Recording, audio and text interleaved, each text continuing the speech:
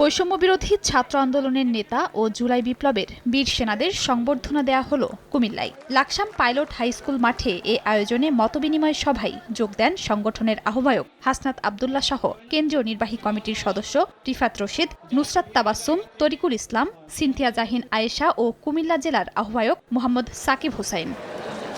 অনুষ্ঠানে সাংবাদিকদের প্রশ্নের উত্তরে হাসনাত আব্দুল্লাহ বলেন, ভারতীয় মিডিয়ায় বাংলাদেশ নিয়ে অপপ্রচারের বিরুদ্ধে দেশের গণমাধ্যমগুলোকেও সোচ্চার হতে হবে। আমাদের বাংলাদেশি যে গণমাধ্যম রয়েছে, এই গণমাধ্যমের উচিত যে বাংলাদেশে যে আসলেই আমাদের যে সাম্প্রদায়িক সম্প্রীতি রয়েছে, কোনো ধরনের ক্ষুদ্র নৃগোষ্ঠী অথবা হিন্দু মুসলিম বৌদ্ধের আমাদের যে একটি সুন্দর সাম্প্রদায়িক সম্প্রীতিটি রয়েছে, এগুলো তুলে ধরা।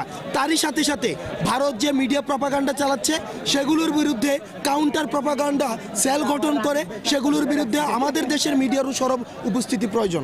গুম হত্যার বিচার না হওয়া পর্যন্ত আওয়ামী লীগ ও তার দোসর জাতীয় পার্টির পুনর্বাসনের সুযোগ নেই জানিয়ে ফ্যাসিবাদীদের ফিরে আসা ঠেকাতে সবাইকে সতর্ক থাকার আহ্বান জানান হাসনাত। বিচার নিশ্চিত না হওয়া পর্যন্ত তাদের পুনর্বাসনের যে আলাপটি জাতীয় পার্টি দিচ্ছে, এটি একটি ফ্যাসিবাদের আরেকটি দোসর।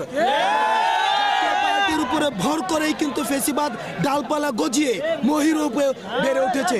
সুতরাং জাতীয় পার্টি যদি মনে করে আবার তারা শেষ কয়েকদিন আন্দোলনের আগে পিছনে থেকে আবার তারা মেইন স্ট্রিমে চলে আসবে, তাহলে জাতীয় পার্টি ভুল ভাবছে।